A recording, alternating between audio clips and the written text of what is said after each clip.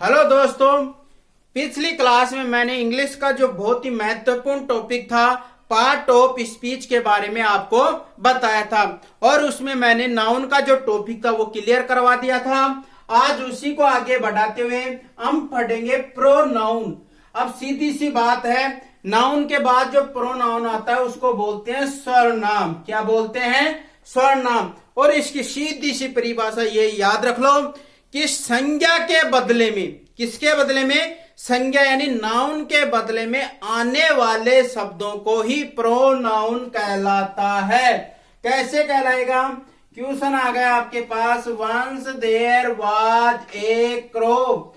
अब यहां तक तो ठीक है। उसके बाद आता है one day it was very thirsty. अब ये तो है नहीं कि लंबे जैसी स्टोरी बनाते, निबंध बनाते तो एक ही नाउन को बार बार रिपीट किया जाता है, तो इंग्लिश ग्रामर में उसकी मान्यता नहीं है। इसके लिए विशेष सुविधा के लिए प्रोनाउन का प्रयोग किया गया है। यहां पर नाउन कौन है? क्रो है। अब क्रो की थर्स्टी क्रो की स्टोरी होती है, उसमें मेन रोल किसका रहता है? क्रो का। तो एक बार ही देते हैं, उसके बाद तो इट का प्रयोग, क्योंकि जानवरों के लिए इट का प्रयोग किया जाता है। तो यहां पर जो प्रोनाउन है वो कौन है? इट है। तो इसका मतलब ये हुआ नाउन के स्थान पर आने वाले शब्दों को ही प्रोनाउन कहते हैं।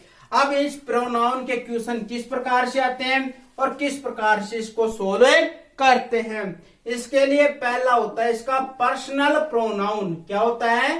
पर्सनल। पर्सनल का अर्थ होता है पुरुषवाचक सर्वनाम। क्या होता है? पुरुषवाचक सर्वनाम। अब पुरुषवाचक सर्वनाम में आपने पढ़ा होगा, एक तो नाम सुना होगा फर्स्ट पर्सन, सुना होगा फर्स्ट पर्सन, सेकंड पर्सन और थर्ड पर्सन, ये आपने सुन लिया होगा। वो ही क्या कहलाते हैं? पर्सनल प्रोनाउन कहलाते हैं। या तो आपको पूछेगा प्रोनाउन बताओ, या पूछेगा कि पर्सनल प्रोनाउन कौन कौन से होते हैं। अब इसमें भी दो चलते हैं, एक तो सिंगुलर एक प्लूरल। सिंगुलर तो हो गया आई माई मी, तो क्या होते हैं? सिंगुलर होते हैं। और प्लूरल होते हैं वी आवर अस, ये क्या होते हैं? प्लूरल होते हैं। ये सब्जेक्ट हो गया, ये पैसिव हो गया और ये क्या हो गया? ऑब्जेक्ट हो गया। इसी प्रकार सेकंड पर्सन में यू होता है, योवर होता है और यू होता है। ये सिंगुलर भी होते हैं और प्लूरल भी होते हैं। क्लियर? इसी प्रकार थर्ड पर्सन होता है, उसमें होते हैं he she it. He she it ये सिंगुलर होते हैं। इसके साथ इसके हिज हर इट होता है और इसके बाद हिम हर इट्स होते हैं। ये क्या होते हैं? सिंगुलर होते हैं। इसी प्रकार they their them, they their them, ये इसके थर्ड पर्सन के क्या होते हैं? प्लूरल होते हैं। तो ध्यान रखना, जो पर्सनल प्रोनाउन होते हैं उसमें फर्स्ट पर्सन कौन कौन से होते हैं? आई माई मी वी आवर अस, इसमें सिंगुलर ये होते हैं, प्लूरल ये होते हैं। इसी प्रकार सेकंड पर्सन में यू योवर यू होते हैं, यही सिंगुलर होते हैं, यही प्लूरल होते हैं। इसी प्रकार थर्ड पर्सन होते हैं he she it his her it him her its, ये सिंगुलर होते हैं। और दे देयर देम क्या होते हैं? प्लूरल होते हैं। इसके बाद ये तो क्या हुआ? Personal pronoun.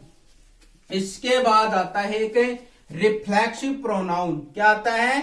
Reflexive pronoun. अब ये रिफ्लेक्सिव प्रोनाउन क्या होता है? इसको बोलते हैं निजवाचक सर्वनाम। क्या बोलते हैं इसको? निजवाचक सर्वनाम, यानी निजी हो। निजवाचक का अर्थ क्या है? निजी हो। अब कैसे होते हैं मैं आपको बता देता हूं कौन कौन से होते हैं। आपने ये नाम सुना होगा माई सेल्फ। क्या नाम सुना होगा इसका? Myself. एक आपने सुना होगा आवर सेल्वेज। क्या सुना होगा? Ourselves. एक सुना होगा himself, herself, themselves. ये जितने भी एस वी एस और ईवीएस जुड़ते हैं, एल वी एस और वी एस जुड़ते हैं, ये सिंगुलर के होते हैं, ये क्या होते हैं? प्लूरल के होते हैं। ये सभी क्या होते हैं? रिफ्लेक्सिव प्रोनाउन होते हैं। क्या होते हैं? रिफ्लेक्सिव प्रोनाउन यानी निजवाचक। अब इसका क्वेश्चन आता है आपके पास है I did it my self. इस प्रकार का आपके पास क्या गया, क्वेश्चन आ गया कि I did it my self. इसका मतलब ये हुआ कर्ता के द्वारा कार्य खुद के द्वारा जोर दिया गया है। तो यहां पर क्या आ जाएगा, माई सेल्फ क्या कहलाएगा, रिफ्लेक्सिव प्रोनाउन। ध्यान रखना इस बात का कि जो सब्जेक्ट होगा उसी का रिफ्लेक्सिव प्रोनाउन होगा। अगर यहां पर आप हिम सेल्फ कर दिए तो क्वेश्चन क्या हो जाएगा, गलत हो जाएगा। ध्यान रखना इस बात का। I did it my self, clear. अब इससे रिफ्लेक्सिव प्रोनाउन के साथ ही मैं आपको पढ़ा देता हूं इंपेटिक प्रोनाउन। इंपेटिव प्रोनाउन का अर्थ होता है दबाववाचक सर्वनाम। क्या होते हैं ये, दबाववाचक सर्वनाम। अब दबाववाचक सर्वनाम भी यही होते हैं। ये देख लिया, ये कि myself, ourself, himself, herself, themself, ये सारे के सारे क्या होते हैं, इंफेटिक भी होते हैं, रिफ्लेक्सिव। अब इन दोनों में क्या अंतर होता है वो मैं आपको बता देता हूं। क्वेश्चन है, I myself wrote, I myself wrote the letter, I myself wrote the letter, clear. अब मैंने बताया था कि रिफ्लेक्सिव प्रोनाउन के अंत में क्या आता है, ये जो रिफ्लेक्सिव प्रोनाउन यहां पर जो आ गया, अंत में आ गया, वो तो क्या कहलाएगा, रिफ्लेक्सिव प्रोनाउन। इंफेटिव प्रोनाउन का अर्थ होता है दबाववाचक, कि कर्ता के द्वारा ही किया गया हो, कर्ता के द्वारा ही किया गया हो। तो यहां पर जो माई सेल्फ है वो दबाव देगा कि मेरे द्वारा। तो I myself wrote the letter, कि मेरे द्वारा ही किया गया है। तो दोनों में अंतर ये रहेगा, अगर माई सेल्फ आ गया, यहां पर आ गया तो रिफ्लेक्सिव कर आना, और अगर सब्जेक्ट के तुरंत बाद आ जाए तो क्या करना है, एम्फेटिक प्रोनाउन करके आना है। क्लियर है, आप समझ में आ गई बात। अब इसके बाद आता है नेक्स्ट डेमोनेस्ट्रेटिव प्रोनाउन। अब डेमोनेस्ट्रेटिव प्रोनाउन क्या होते हैं, वो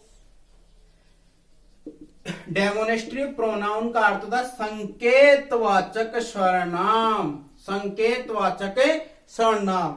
संकेत हो गए दिस, दैट, दीज और दोज, ये सभी क्या होते हैं, डेमोनेस्ट्रेटिव प्रोनाउन कहलाते हैं। आप जानते हैं दिस का प्रयोग सिंगुलर के लिए किया जाता है।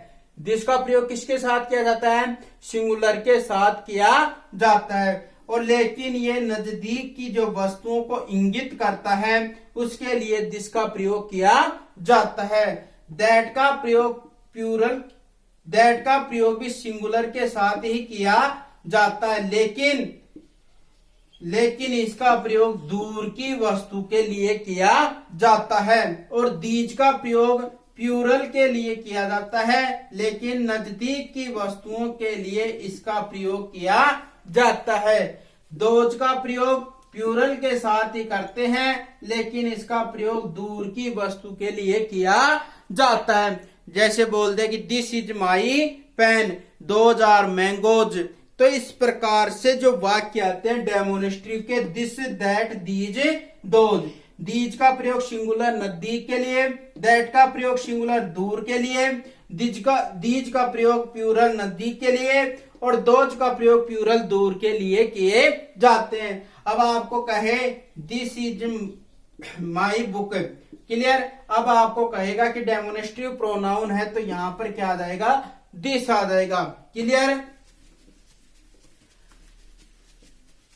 इसके बाद आता है आपके पास इंट्रोगेटिव प्रोनाउन। अब इंट्रोगेटिव क्या होते हैं, प्रश्नवाचक वाक्य। प्रश्नवाचक वाक्य किससे बनते हैं, वाट, वेयर, व्हेन, इन सभी से जो वाक्य बनते हैं। जैसे याद आए, where do you live, where do you live. तो इसका मतलब इंट्रोगेटिव सेंटेंस का जो प्रोनाउन यहां पर क्या गया, वेयर आ गया। क्या आ गया, वेयर आ गया। अब मान लो रिलेटिव जो प्रोनाउन होते हैं, संबंधवाचक सर्वनाम। जैसे आ गया Ram whose father, Ram whose father is a doctor, father is a doctor, is my friend, is my friend. ये क्वेश्चन आ गया आपके पास, Ram whose father is a doctor, is my friend. अब यहाँ पर WH कई जल्दबाजी में क्या करते हैं, जो WH देखने पर यानी ये क्या समझ लेते हैं इंट्रोगेटिव प्रोनाउन, लेकिन ये कौन सा है रिलेटिव, यानी जो दो नाउनों के मध्य संबंध दर्शाए उसको क्या कहलाते हैं रिलेटिव प्रोनाउन कहलाता है। तो ध्यान रखना, अगर यहाँ पर क्वेश्चन मार्क पूछे तो कौन सा होगा इंट्रोगेटिव प्रोनाउन, अगर इसका संबंध दर्शाए वो क्या कहलाता है, वो कहलाता है रिलेटिव प्रोनाउन। क्लियर यहां तक?